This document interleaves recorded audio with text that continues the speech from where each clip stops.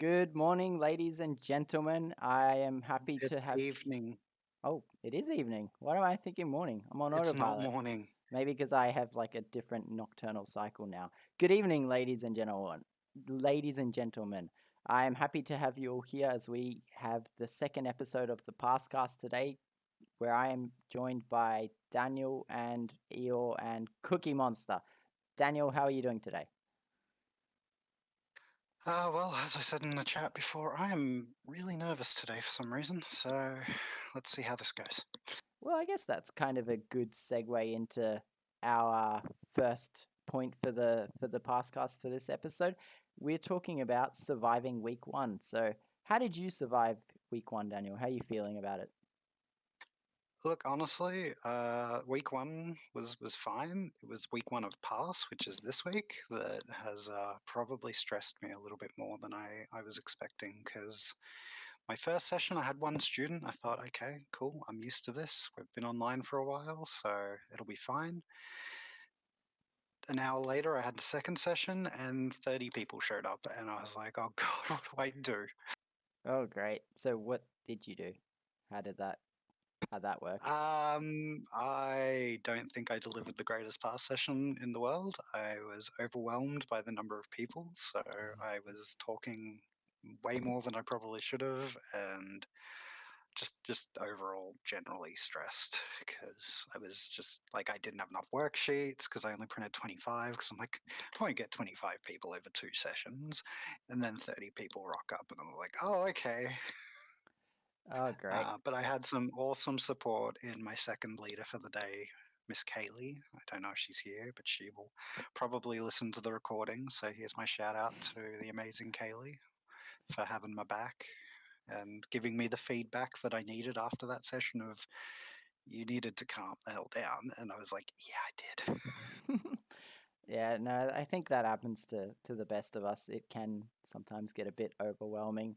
I mean, especially after week one. I don't know. I felt a bit weird, particularly going back on campus. Like I forgot my books to go on campus about 3 out of the 4 days I was there. So um, it was a little bit of a fun one to get used to.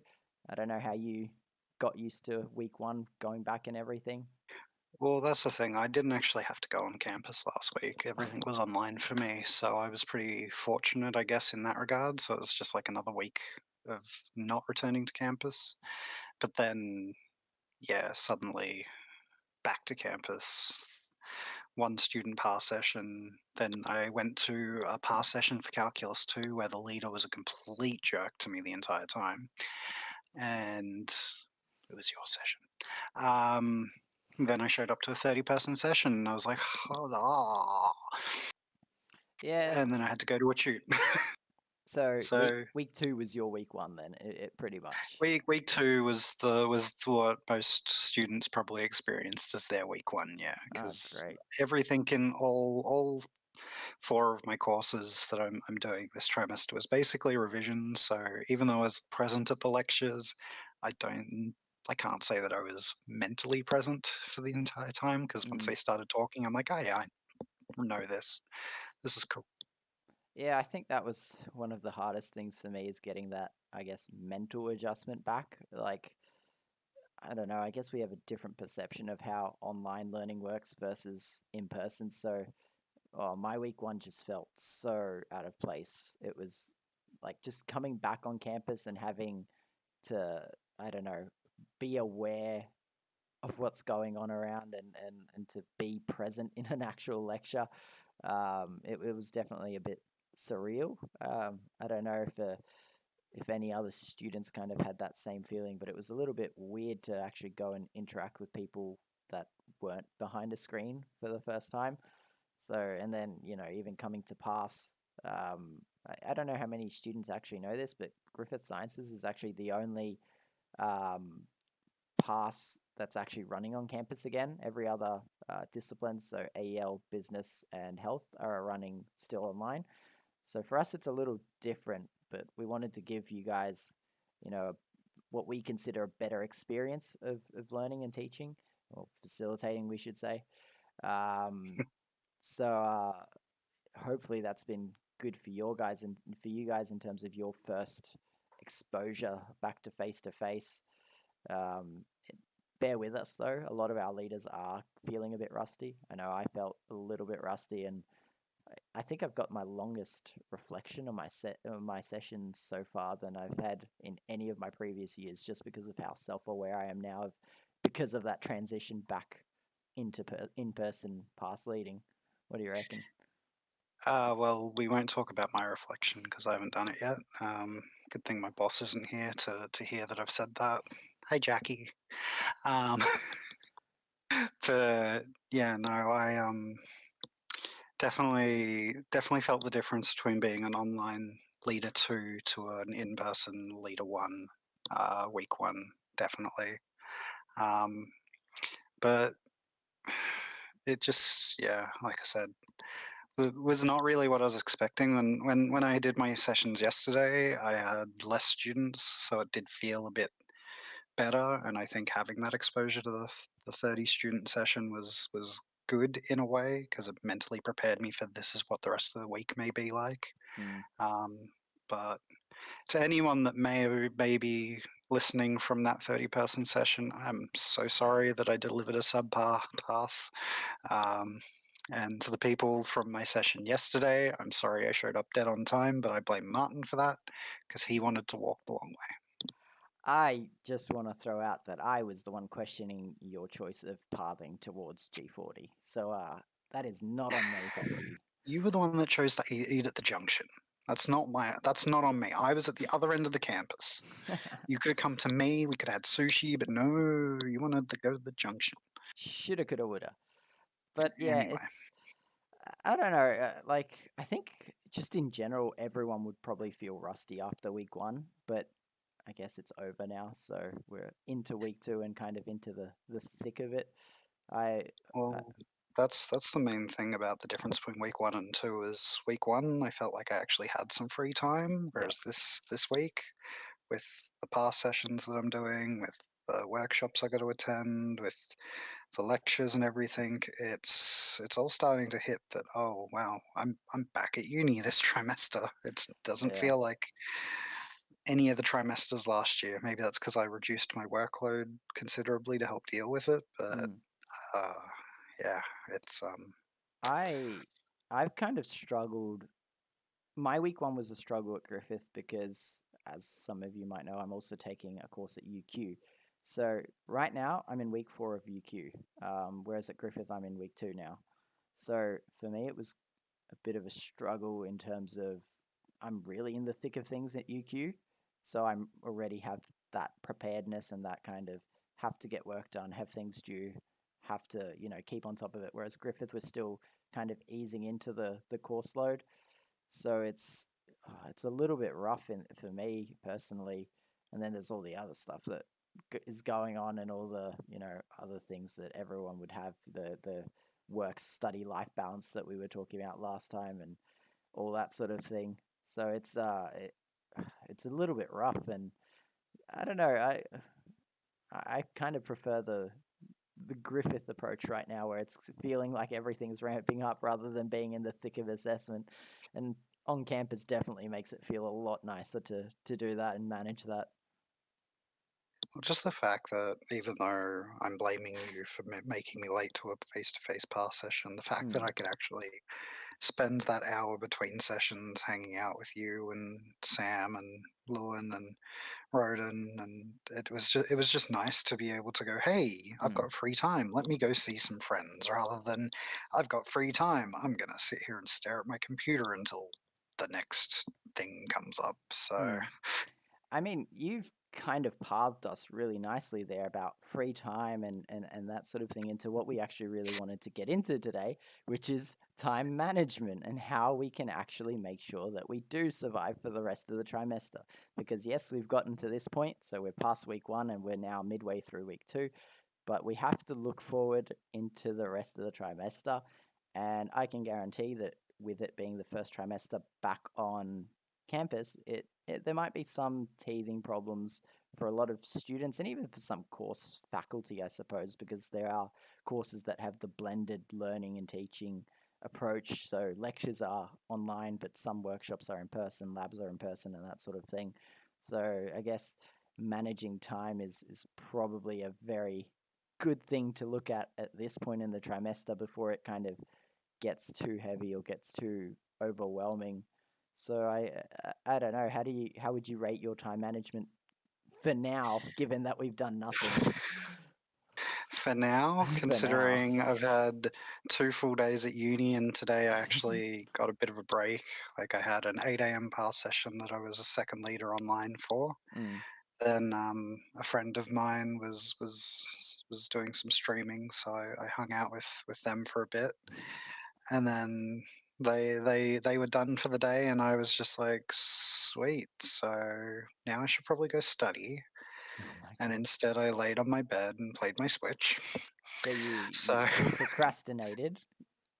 it wasn't even procrastination. I just think with how busy I've been over the last 2 days already, that my initial plans of time management for Wednesday being about study Mm, have been overestimated in the sense that I think I do actually need the free time to mm, just because it is the middle of the week too. So I've got 2 sessions on Monday, mm, or 3 sessions on Monday because I've got an online one as well. 2 sessions on Tuesday that I've got to run, and I've got a workshop Monday afternoon as well. yep. And then from there, I have nothing Wednesday except that first pass, 8 a.m. in the morning, so I'm up early. And then Thursday, Friday, I've got 3 pass sessions for calculus 2 that I'm attending. Mm, Then I've got electoral, then I've got a small break, and then I've got a workshop. And then Friday, it's sort of the same thing. Every second week for calculus 2, I'm going to have a workshop. Otherwise, I've got my online lecture. mm. And then I've got pass sessions that I can attend, um, just as support for one of the other leaders if they need it. S- I've got a lot going on for So my week. I wanna ask then, is that all in your head? Have you just remembered everything you've got this week? Is that what you've I've done? pretty much remembered everything I've got. I do, as I showed last week at the end of well, last fortnight. I've got it here on my phone so I don't get lost on campus, basically. So I know where I've got to be, Mm. because I can't always just can't always just call the pass leader or the lecturer while I'm walking there, being like, "Hey, I'm too lazy to bring up my schedule. Where am I going?" Yeah, fun Um, fact, guys, Daniel did that in my session. So, as most of you might know by now, Daniel is a student of mine in my sessions, and he had no idea where he was going. And I was 1 minute away from starting the session, and he called me with students in the room and said, "Where am I going?" And I decided to tell him that that was a very inappropriate use of the past student slash past leader relationship, and gave the entire room a bit of a giggle. And they, of course, instantly knew that the only person who doesn't know where buildings are on campus by now is Daniel. I know where the building is. I just didn't remember which room I had to go to. Ah, okay, okay. But And what made it even worse is the fact that Kaylee also had a session at that time, and in the same room that I was just in, and I literally walked out of it, walked past her, and went to your session instead. So I'm sorry, Kaylee. ooh. I probably should just stay for your sessions, because then I don't have to talk to him about where he is. But that does the at least your schedule was one of the key things I guess I wanted to bring up as part of time management, is that we all have so much going on in our lives. Uni is one part of it, and then we've got work, we've got, I guess, extracurriculars, different things that we're involved in, volunteering, that sort of thing. And the reason I wanted to bring up your scheduling was because, I for one could not keep up with that sort of thing. I couldn't just remember everything I have to do in a week. And part of my, I guess, approach to time management is making sure I've got everything written down, structured clearly, times that I've set aside for different things.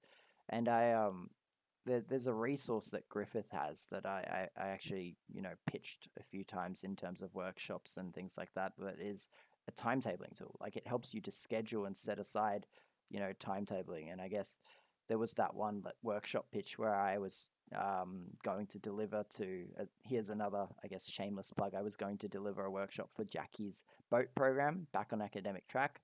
Fantastic program. and part of it had that timetabling tool available, and I didn't know how to make it interactive, so I wanted to see how long it would take to do it, and I got Daniel to do it. So how long did it take you to set up pretty much a full timetable of your weekly plan or schedule, Daniel? Well, one of the things that tool has and lets you take into account too is things like travel time and study away from actual lecture times and things like that. Whereas my schedule, as I showed you guys, is pretty bare bones, and it's just when my lectures are. I just have to work out when and where to get to them. Mm, But when I was doing that tool, like it like for me to schedule in what I needed to. I mean, this was back last year in Try 2 when I was only doing one course, but it was pretty easy just to plop it all in. And I think, it took me maybe 5 to 10 minutes at most. And that was with me being really, really rough, which, I mean, the tool that is provided doesn't go down to like the every 5 minute increment. It's mm, mostly just broken up into like half hour or 15-minute blocks. I can't quite remember. But yeah, it was pretty easy for me to just throw everything in and go, okay, well, these are the times I have for study. mm, These are all the times I've blacked out for recreation at the moment, which I know I need to readjust how much quote unquote recreational time I had because it was all just free time that wasn't dedicated to study at that point. mm, And it's actually a point that my therapist brought up with me when I was talking to him last week was making sure that I go through and properly schedule in everything, including study time away from uni, and not just being like in my head saying to myself, I'm going to study from say 10 a.m. to 12 p.m. on a Tuesday morning when I don't have a pass session, which I clearly do at the moment, but that's beside the point or point adjacent. Um, It's the thing where I like if I put it into that schedule, it's then there in black and white for me, and I have to sort of mentally commit to that and go, okay, this is the time I study now, which is something that I haven't done yet, and I think that's why today I spent a lot of time not really doing anything because today was a day that I didn't schedule to do anything, so I sort of just palmed it off. So I guess like a bit of accountability, I guess you could say, would have. Yeah, it gives me a bit of accountability, which is one of the big things that, and this is to go off on a minor tangent, but we're calculus students, so we like tangents. Um, yeah, that was a terrible math joke. You can all get over it. Um, but that's one of the things about face-to-face lectures that I really miss, and it's a reason I'm really happy that we've got some things face-to-face because it gives me that accountability. Mm, So when I've said to you, I am attending 4 pass sessions a week for Calculus 2, not just because that lovely statistic we like to throw around is that pass equals 4 hour, 1 hour of pass equals 4 hours of study by yourself, but it, it, it's an accountability thing where I go, okay, I need to be at uni tomorrow morning at 9 a.m. because if I don't show up at 9 a.m., Martin will be like, well, why wasn't he at my pass session? And then if I'm not there for the 10 o'clock session, if I decide to go to Kaylee's instead, there's that accountability for me that I don't want to let these pass leaders, not just because they're my friends, but to me, when I'm looking at it like that, it's like these pass leaders are putting in this time and effort and everything. And it's the same with the lectures and the workshops. mm, Like these workshops are being run by usually the course conveners who are also the lecturers because we could talk about that for years, but I'm not going to. mm, Um, it's definitely not something to talk about on this podcast for sure.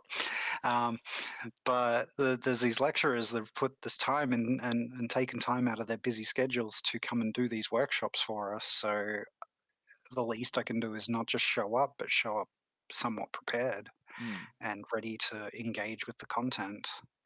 Um, which I mean, I'll be honest, my Monday my Monday workshop I was there completely unprepared for, but Mm. because it was a revision week, I was able to pretty much answer every workshop question without seeing it in advance. So And I mean that's one of the things, particularly, I've had that kind of drilled into me for many years now, is how important accountability is. And it sounds a bit like irrelevant when you compare accountability to time management, but you know, having a way to force yourself to have to do things is one of the key ways that you will actually do it. I remember when I used to play football, one of the key things of accountability they'd tell soccer. soccer. One of the key accountability things they'd really stress on us is, you have to do things that make you train harder. So you need to, either put sticky note in the fridge where your mum, dad, dog, cat, mouse will see it, and eventually, you get held accountable because someone else knows about what you need to do. And I think time management can be similar in that way, because if you've got a schedule, for starters, if you've got accountability as a second, it really makes sure that you have a means to stick to something, and then it avoids, the dreaded P word of procrastination. And we all know that, procrastinating has negative results. Like, this has been studied a million times over, and you could be one of the studies if you'd like. And No, I know I procrastinate. I'm absolutely awful at procrastination, especially when it comes to assignments, mm, because I do not find assignments to be engaging pieces of assessment to me. Like, there's never been an assignment that's been handed to me that I've gone, yes, I get to do this. I hate them. I would rather sit an exam every other day of the week, because once I go to that exam, it's done. I don't have to schedule time for it. I don't have to try and commit to managing when I'm going to be working on it. I just have to show up, show what I know, and leave. And yeah, I could have to cram study for them, which I've never done. And no, but that's reflected in some of my results. My lecturer for economics, Doug, would be the first person to tell you that, because it was very clear which part of that I had not revised properly, because ironically, the bit of the economics final exam that I did for him that I did poorly on was the math section, which everyone that I know, and anyone listening to this would know, I love math. I'm pretty decent at math. I screwed up basic economic math yeah, and because I didn't revise it. it's kind of funny because I'm quite the opposite. I have a strong affinity for assignments because I feel like I have a tangible product of my actual time. As in, when I do an assignment and I have something there that's mine that I know I've completed, whether it's like when I finished my thesis, for example, that was 100 and something pages. I felt so enthusiastic about it. I know it sounds really weird, but like the fact that I had something tangible that showed the time invested, at least for me, that's why that sort of thing is a motivating factor for me to really, manage my time well and put in a good effort, because I'm literally the opposite and like other side of the same coin. It's exams have the inverse effect for me, where I'm just like, I don't want to sit down to study, and that's where my time management gets a little bit shaky, because if I don't want to sit down to study, well, then obviously my exams are going to suffer. So it's a bit funny how both have the different approaches, and it's quite interesting because they're not the only downsides of poor time management. One other one, or a big one, that a lot of people talk to me about or are concerned about is burnout. I do a lot of things. Like, I my plate is full and it's, double filled, I guess. And I 100% would burn out if I didn't manage my time properly, because there are not enough hours in the day to manage, you know, uni, work, extracurriculars, volunteering, everything, even having some free time as well. It's just not enough, I guess, available time in the day. We need a 48-hour day for it to go through. So burnout is another negative side effect, and there's another, I guess, more obvious issue associated with poor time management, which maybe you could probably pick it up because you've done it a few times with your assignments. And so, what would you, I guess, say to that? Um, well, I was going to say I've also had students this week when they've, not just past students, but Mm, like students that I'm friends with that I've shown my schedule to, and one of them is just like, I don't know how you do it. You're doing 4 courses, you do some tutoring, you do pass, like whatever it is you're doing. I don't know how you're doing it, but you're an absolute champ. And I'm mm, just like, I'm just doing stuff, like, um, but for me, like it may seem like I've got it all under control, but there are some times where if I let myself get sloppy with that time management, mm, um, and something that comes in with time management that I'll talk about in a second, but having good sleep schedules and things like that is it's really important. And mm, if you let it slip in any way, it sort of starts this snowball effect. And sometimes at the start you don't notice it, but then you might start forming some bad habits early in the trimester, like I have at the moment, where I haven't watched any of my lecture revision yet, which I really should have.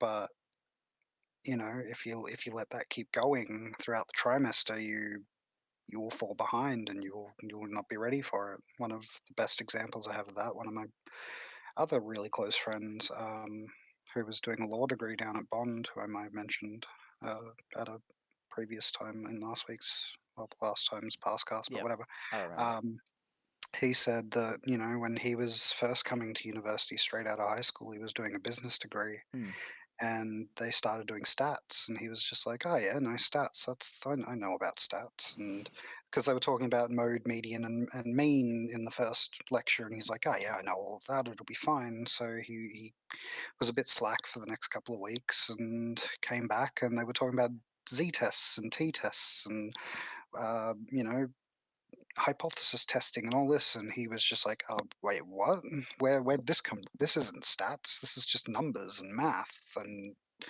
never really caught up from there. So it's and very indicative, I think, of the university curriculum, where if you don't keep on top of it every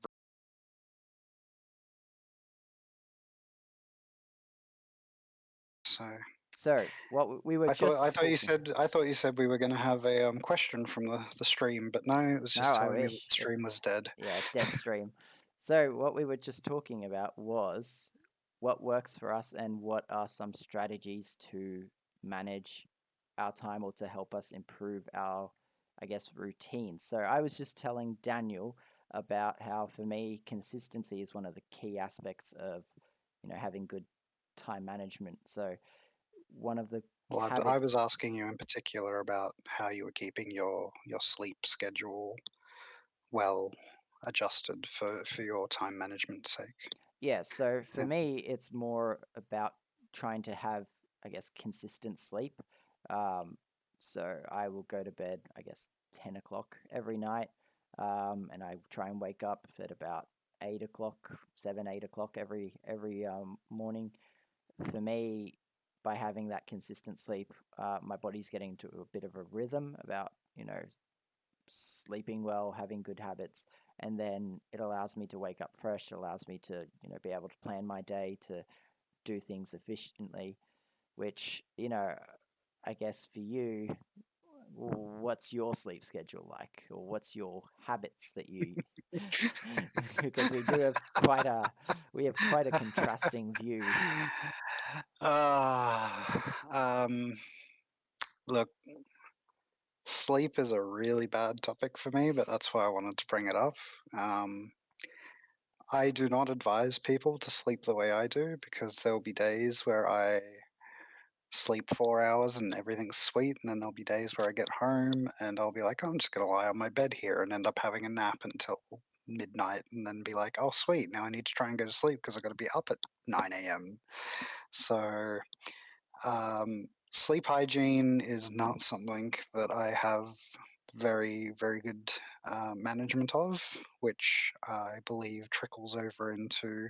It's really hard to manage your time outside of sleep really well if you're not sleeping at a consistent time. Mm. So one of the things, like I know there's probably the whole idea behind you're at uni, you get to go out and party with like-minded people that are your age, and I don't know what you kids are doing these days. I'm an old man, so um, but one of the things that you can probably do is just remember that yeah, you might get the weekends off uni, but don't throw away your complete sleep cycle Mm. because you can very, very easily mess that up. Um, I mean, we could also get into from that what happens if you sleep poorly, or what happens, what's the follow on effect? I guess you'd probably be more uh, Familiar with it. able to talk about it than I am. But so, what would you say are the So bigger drawbacks? one of the big things, and this was in my first year even, like I had an 8 a.m. lecture on a Monday morning, and I think because of the way I was approaching uni at the time, because I wasn't really like it was my second trimester at uni basically, so I didn't really know how to study effectively and everything. And having an 8 a.m. Monday lecture, I was like, yep, I'll just go to that. That'll be fine. Yvonne was my lecturer for physics. So I was like, she's lovely and bubbly in the morning. So that'll get me excited for the day. And Mm. yeah, nah, I constantly overslept my alarm on Mondays because I'd spend my weekends just basically throwing my sleep schedule out to so this time it wasn't pretty girls distracting me. I just played way too many video games, which is fine. Like playing video games was my way of relaxing, but I didn't really look at how it was going to affect me when I wasn't playing them, I guess, because I was spending all my weekend doing that to try and catch up for the time that I'd missed during the week because I have some really good close friends that I play video games with. But then I'd get to uni and I'd just be flat dead, or I would just not even make the lectures some mornings. So it So it seems like was you've got a couple vices. What that oh are oh look, if we're gonna start the Daniel's vices poll of the PASSCast, we can start to we'll have just a hell of build a it. list. We'll have a hell of a list by the end of the season, Mm. which um, we Well, need to talk about at some point, well, but not live. all this Uh, is pretty public. So eventually, we're going to accumulate a bit of a ranking of what is starting to affect your study and what not to do and what to do. So, uh, yeah, no, I can take that if the viewers want to start a list on how to keep me in check, go for it. mm, I'm more than happy for other people because that leads back to what I was saying. That gives me accountability. Like if I have people turning around going, "Hey, why haven't you slept properly?" mm, I'm probably gonna hopefully turn around and be like, "Well, shit, I can't let these people down." mm. So, but So yeah.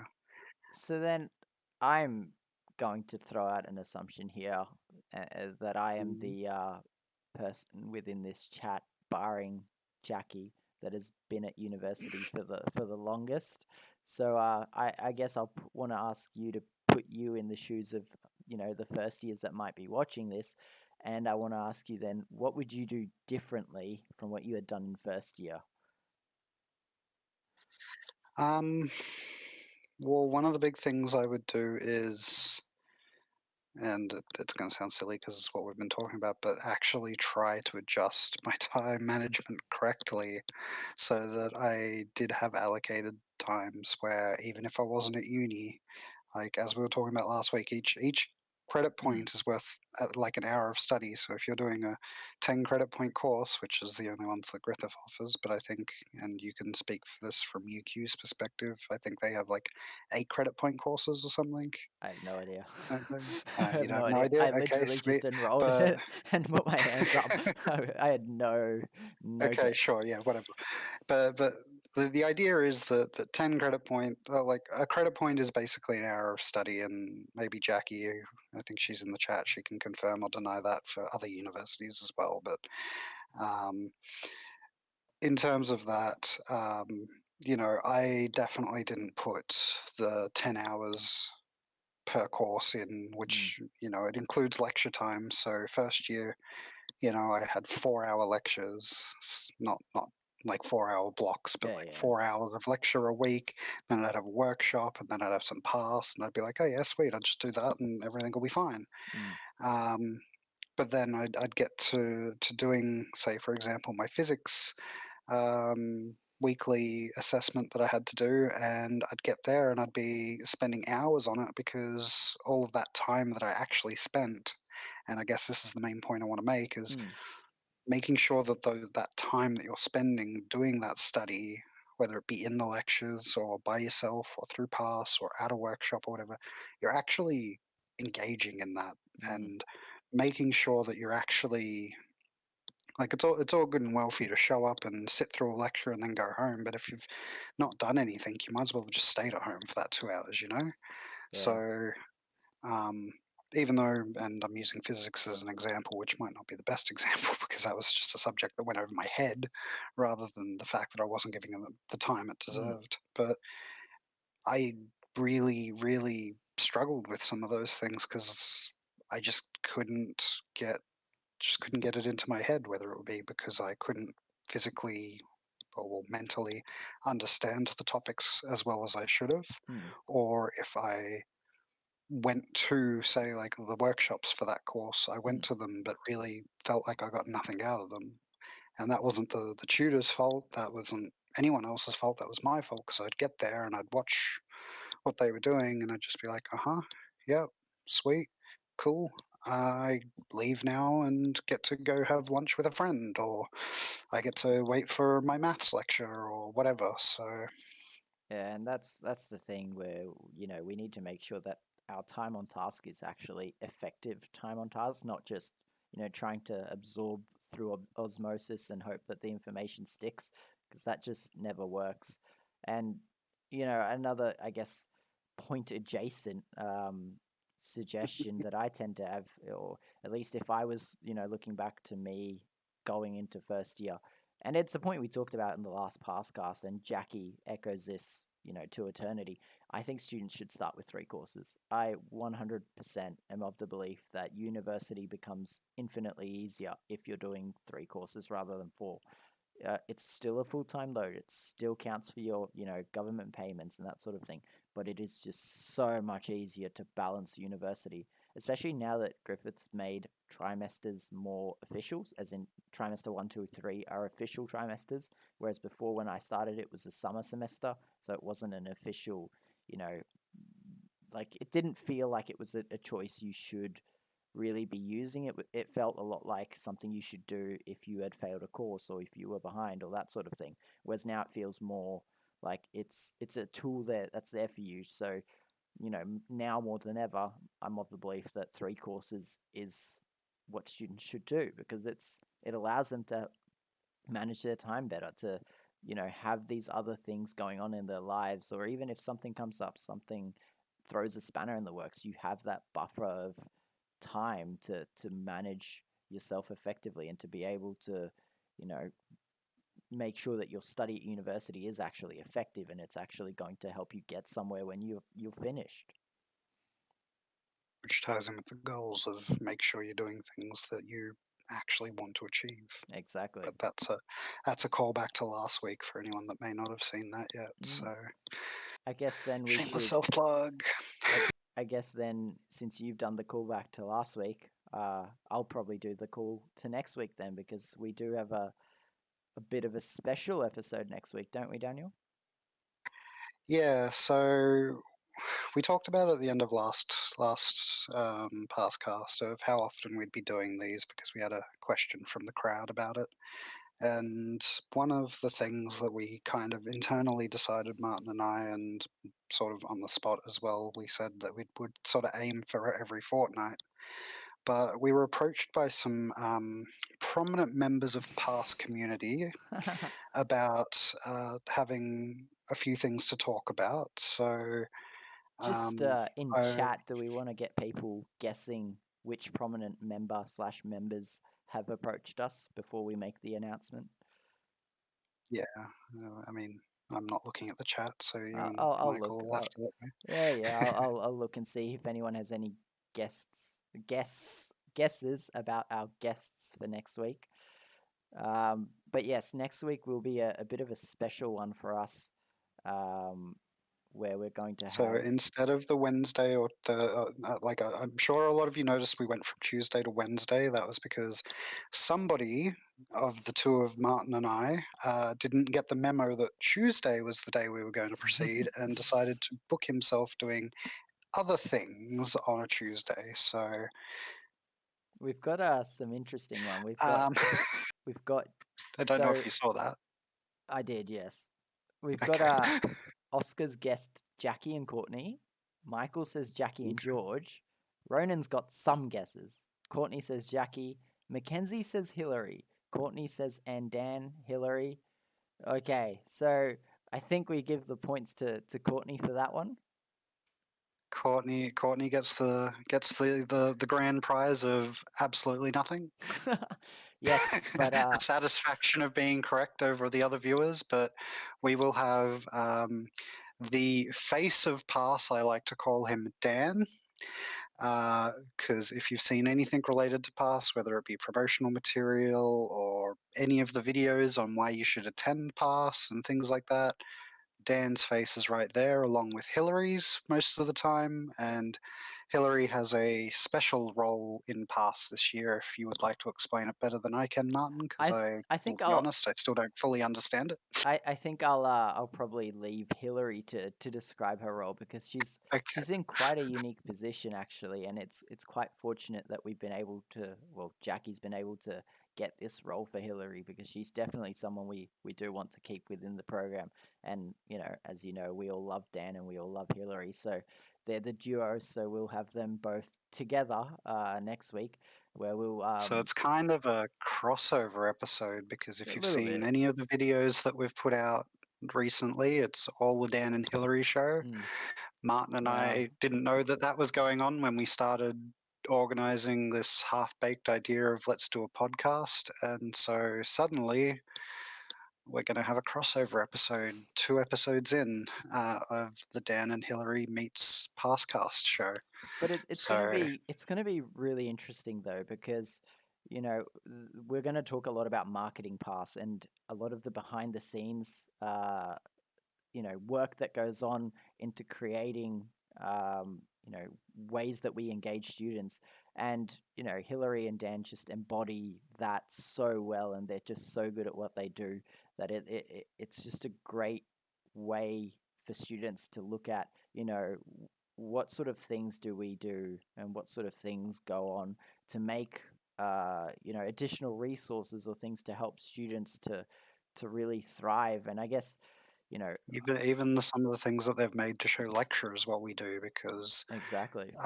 it wasn't until training this year that I found out. I think that lecturers don't even know what pass leaders do. So No, they do not. So it's always interesting to see, how we develop those connections. And, you know, we were, it's quite funny because I started Pass when Jackie took over the program. So it, it's been quite interesting to see how she's helped to grow the program from what it was. And it was, I wouldn't say it was a small program, but it was much, much smaller than what we've got now. And a lot of that is associated with how we market Pass, all the behind the scenes work that goes into sessions, into getting students to engage. So like I haven't spoken to them about this. So Daniel Dan just came to me and he was saying, I want to talk about like the behind the scenes of Pass with Hillary. And I was like, I'm all for it. Like this sounds really interesting. It's a new, like it's something I haven't heard of, or what perspective he's going to bring. So I guess to have them as our first guests is a really, I guess, kind of cool topic, or a cool thing for even me to learn about or to listen to. I mean, you say all of that, Martin, but I do have to fire a shot here and say, are they really the best at marketing when we destroyed them on the end of year surveys? I mean, they they tried their best. Just because we happen to do better survey response and we've got different tactics. I can't really fault them for their efforts. Their behind the scenes effort was what counted, even though you know there can only be. Ultimately, they didn't succeed in triumphing over us. Yes, One exactly. of the other fun things that will be really cool to talk to them about is that a lot of you may or may not realize, but both Martin and I are Gold Coast based pass leaders, whereas Dan and Hillary are both Nathan based pass leaders. So it'll be really interesting for us to talk, even just with them live, about the differences in things that, say, Martin and I do behind the scenes that we've found applies to our Gold Coast students differently to what they find with the Nathan students, for example. Oh yeah. Because even though everyone's a university student, we're all at Griffith and everything, the few times I've spoken to Nathan students, and this isn't me saying one campus is better than the other or anything like that, but Gold Coast is better. Um, but the fact is, Nathan students sometimes have very different approaches to the Gold Coast students, and I don't know if that's because of some of the degrees that are offered up there compared to here, or what the case may be, but Mm. it's very interesting to see that, like one of the things that I found really interesting that Martin also didn't know about until I guess I think we found out together, but Nathan's students don't prefer Kahoot so much Hmm. as the Gold Coast students. Like at all four of my sessions this week, I didn't have a Kahoot, and I asked students if they wanted one, and the response was an Straight in. Yep. overwhelming yes. Um, Whereas apparently up at Nathan, I don't know if it's because the students don't want it, but it's just something that the past leaders up there never thought to prepare for them. I think it's just a difference of approach. Like you know, we kind of have what works for us, and Nathan leaders have had what works for them. So it doesn't necessarily mean like they haven't thought of Kahoot, because they know what Kahoot is. It's more that they found something that's worked for them. It's different to what works for us, but they've got something else and it's really good for them. So it's kind of cool to, I guess, have that opportunity to pick into their brains and to see what they do so differently from us, and why that works for them. I think it's just a really good opportunity. And then leading on from that, because we're not actually going to count that as a numbered episode because they are such special guests. The next episode, numbered episode, will be episode 3, and we'll be having that in week 4, and we will Yes. also have a guest on for that. Because the topic I think we're thinking of discussing that week, if our guest is, well, I mean, our guest is available, so it will be the Mhm. topic we will be talking about, but it's the week of census and whether you need to decide on, do I keep these courses? Do I drop these courses? What do I do? Who do I speak to if I feel like I'm struggling?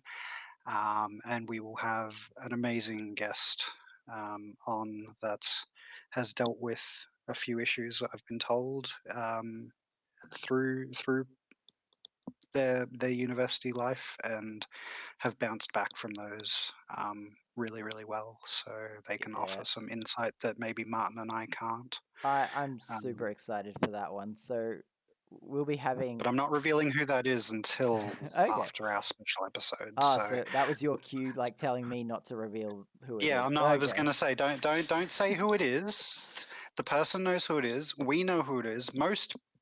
Some of the past leaders know who it is Mm, because it wasn't something we really hid before now. But for mm. any viewers that aren't privy to that information, I don't want them to know. I want it to be a bit of a surprise for them. So It will be an exciting episode. It definitely will be quite an eye opener, I feel, for some students, and it will probably be one of the more real episodes that they could tune into. So I do hope that they make full advantage of that.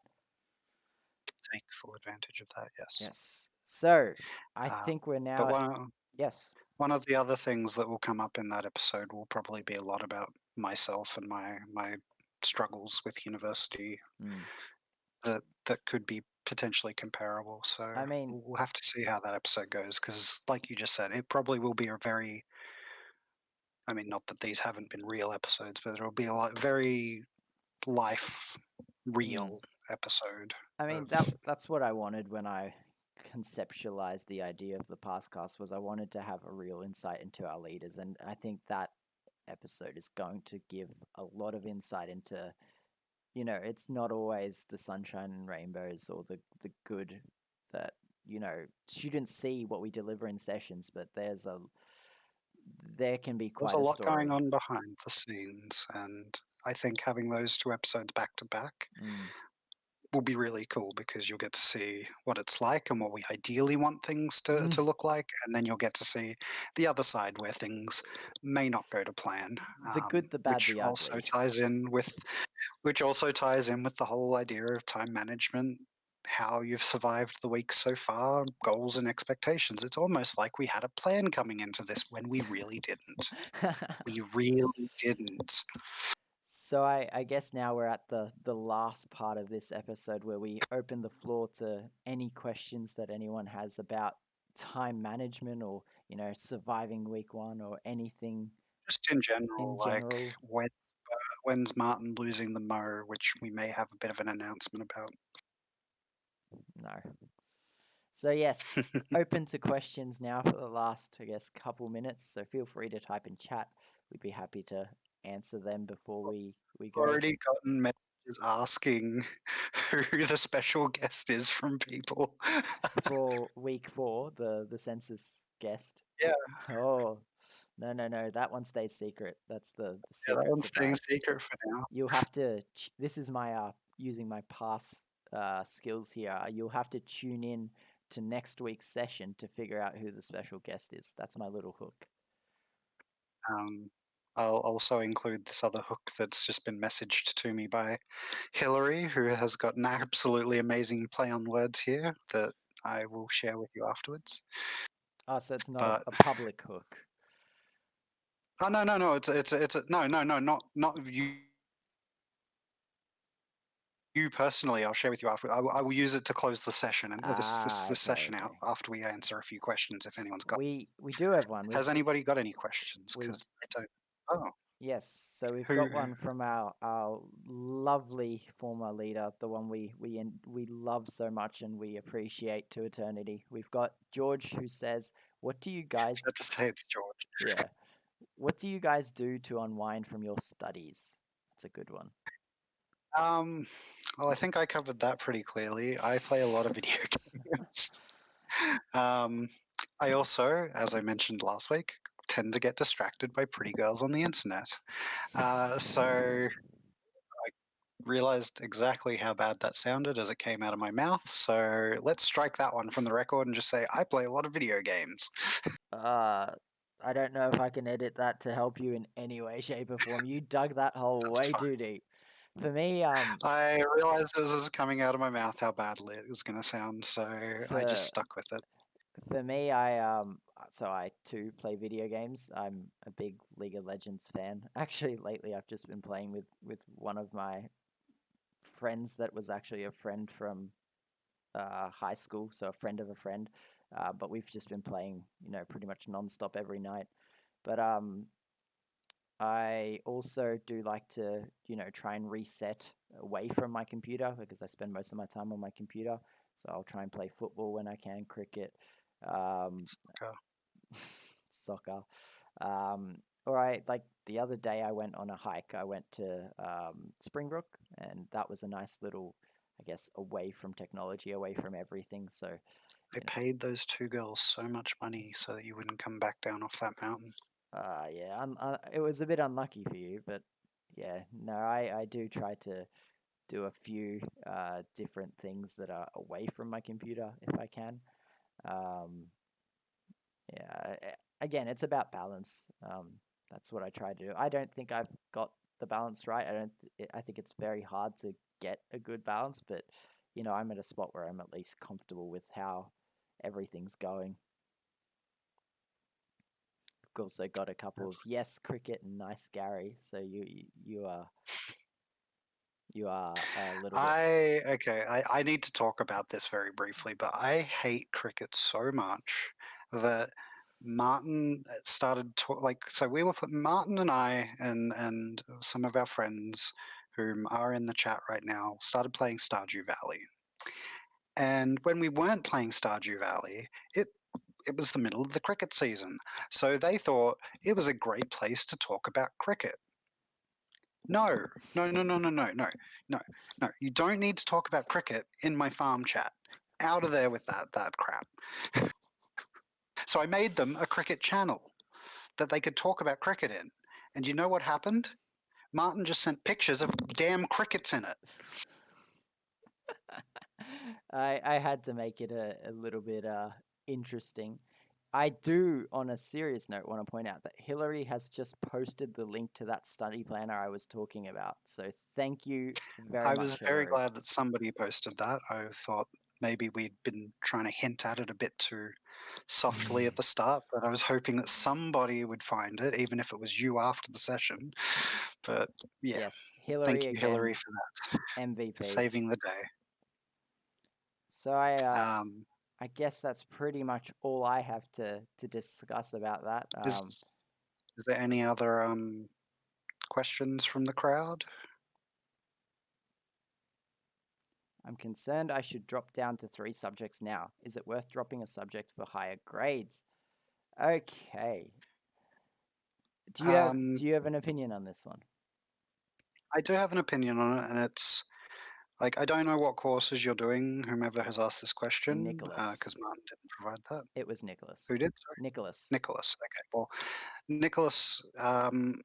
My personal thoughts are that if you feel like you're going to struggle with the workload of 4 courses, to definitely consider dropping one of them. It doesn't have to be the hardest one. It doesn't have to be the easiest one. Probably have a look at your if at the 4 courses you're doing and see if any of them are prerequisites for anything you need to do in the future. Because that's something that's bitten me quite heavily in the buttocks this year, where I dropped a bunch of courses and it was like, oh yeah, now I have to repeat them because they're not offered for another year, and I can't do any of the other courses because they were prerequisites for them. So it's definitely worth looking into and making sure that you're dropping them for the right reasons, not just because you can.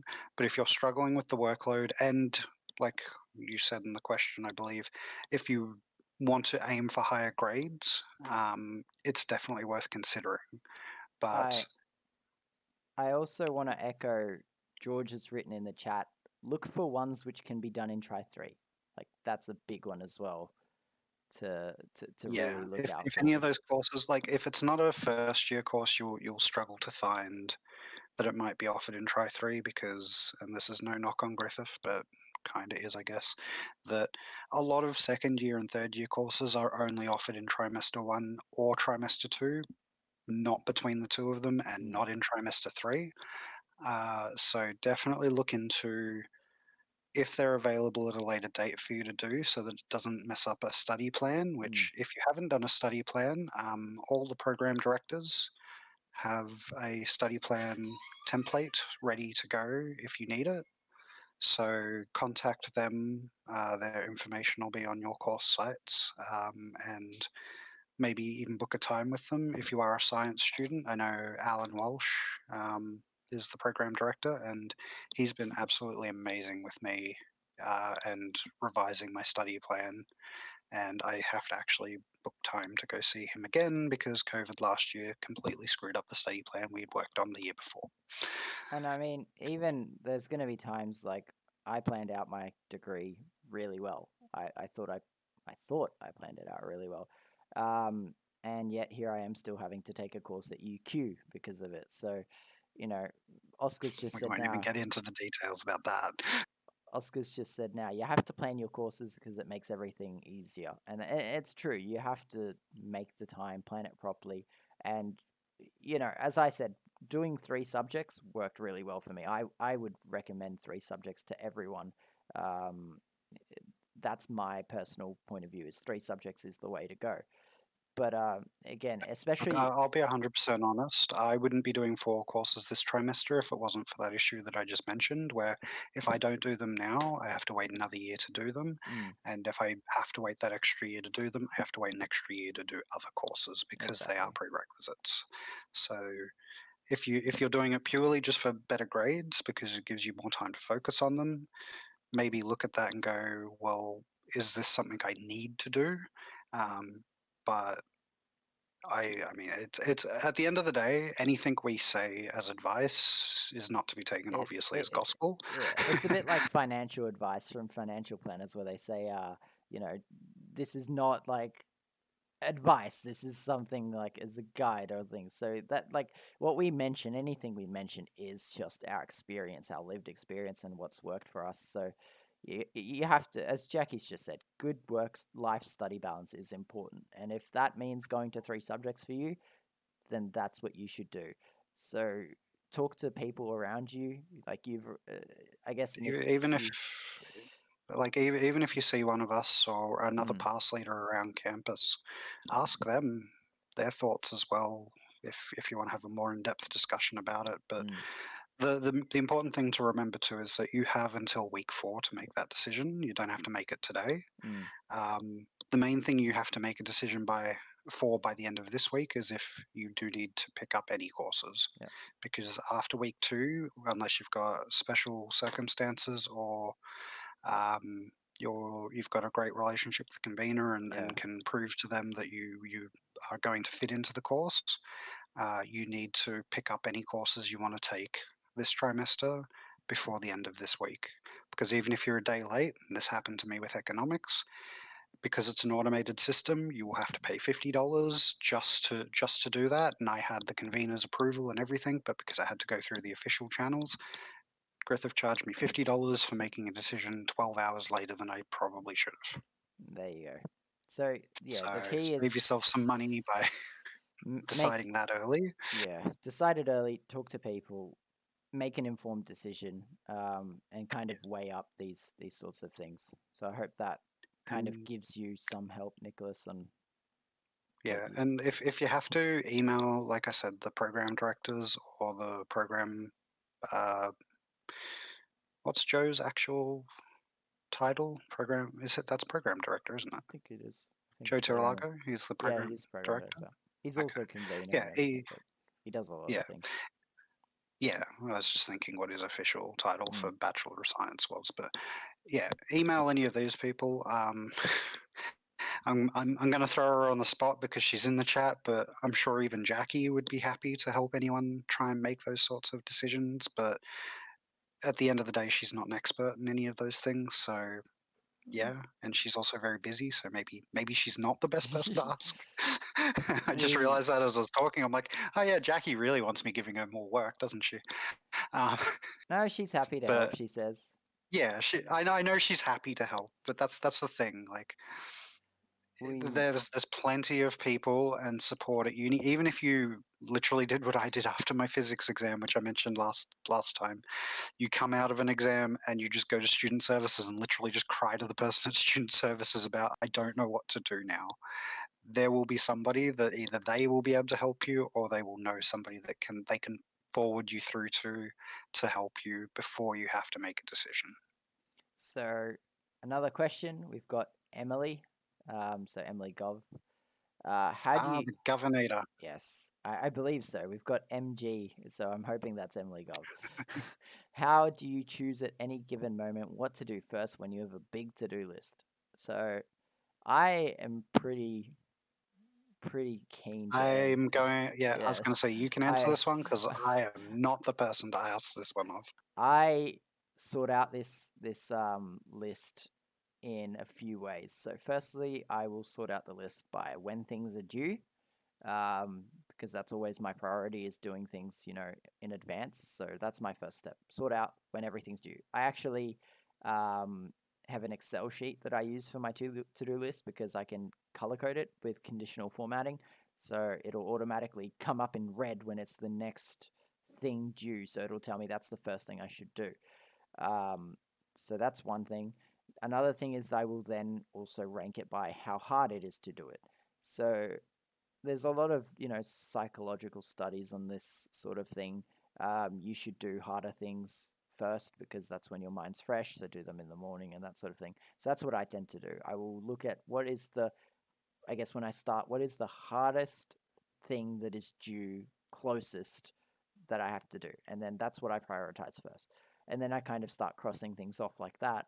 And I end up with, something that's easier afterwards to kind of rattle through, but it's due maybe a while away. So I kind of, it's not so clear cut like that, as in it's not prioritized so well like that. But it is like sometimes if I am not in the mindset to do something hard, I'll just try and rattle off a few different little things. But I guess the general rule is I try to get things that are due sooner done first. That's my take on that. And my answer to that will be I will procrastinate until it's due the next day and then No, freak out. naughty, no. It's not the right thing to do, but it's what I do. And so that's how I have to answer that question. And it is no help to anyone, No. including myself. So, Daniel, I think we're at that point for the close and hook. Would you like to? The close and the hook. Do you want the close first or the hook first? Well, typically you do the hook first to. Okay, well, the hook that Hillary has come up with for the session on Monday at 7:30 p.m. will be join us Monday 7:30 for a backstage pass into the life of the PASS program. So I love I that. had to stress that because it was in italics. So the backstage pass. I love that. One thing that anyone that's already on our Discord, and I hope that at this point that is prompting somebody to link the Discord, cough, cough, Martin. I'm getting it. I have put up a poll. I started to throw out the feelers for it yesterday with the PASS leaders in Teams and on the PASS leader Discord, well, the PASS program Discord. But don't do that to me, Ronan, while I'm trying to do something serious here. But we have a poll up that is important for very, very many reasons. And a few of you may have already seen that because we have the teams of the no mo go and the mo must go. Because Martin's mustache is an abomination and an insult to facial hair everywhere, in my humble, bearded opinion. So I really would like to get some feedback on if people think that it's something that needs to go or something that should be kept. And there are some very fun implications with that because Martin has come up with an idea that may involve